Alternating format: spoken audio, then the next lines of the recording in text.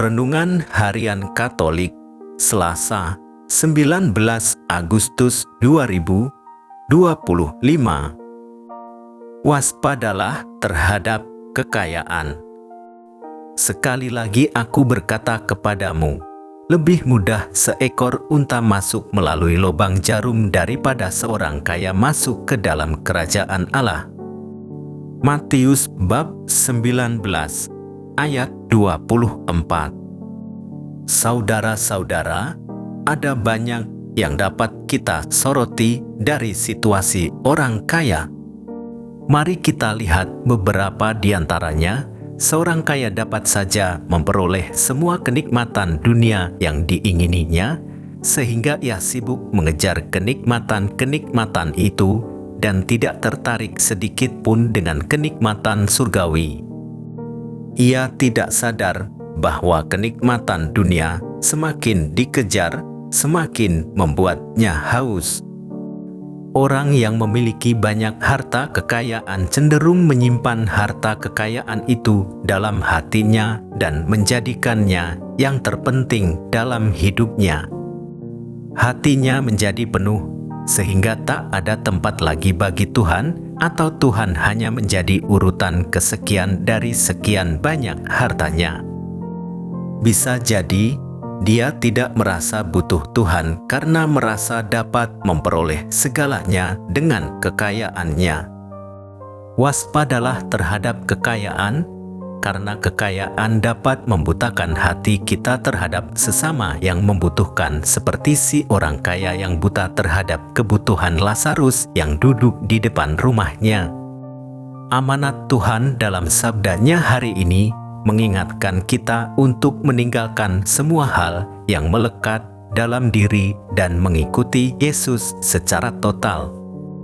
Oleh karena itu, janganlah bertanya mana upah kita jika kita mengikuti Tuhan. Upah dari Tuhan akan sendirinya diberikan bagi orang yang sungguh-sungguh meninggalkan segalanya demi Tuhan. Nilai yang harus kita kejar dan miliki adalah kesetiaan pada panggilan dan tidak melekat pada harta kekayaan duniawi.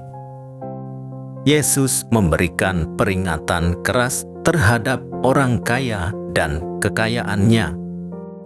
Yesus sama sekali tidak menentang kekayaan dan orang kaya. Faktanya, dia memiliki banyak teman yang kaya raya, termasuk beberapa pemungut cukai. Orang lekat dengan kekayaan akan sulit terbuka dengan Allah dan sesama sebab hidupnya berfokus pada kekayaan semata. Inilah penghalang orang untuk mengambil bagian dalam warga kerajaan Allah yang selalu ingin berbagi dalam sukacita. Waspadalah terhadap kekayaan, sebab kekayaan dapat membuat orang terlalu percaya diri dan dengan hidup dan merasa dapat mengontrol segalanya. Kekayaan dapat membawa orang untuk memuaskan segala macam nafsu, sekaligus membuat orang mementingkan diri sendiri.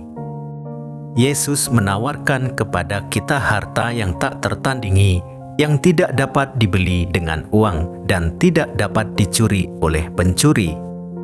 Harta itu adalah Allah. Kekayaan materi akan membelenggu kita di dunia ini, kecuali kita dapat menjaga hati kita dan menaruh harta kekayaan kita di dalam Allah dan kerajaan-Nya yang kekal.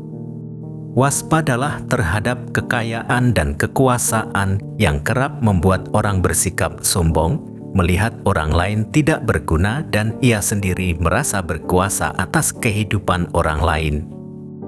Bahkan, ia terkadang menganggap dirinya sebagai Allah bagi orang lain.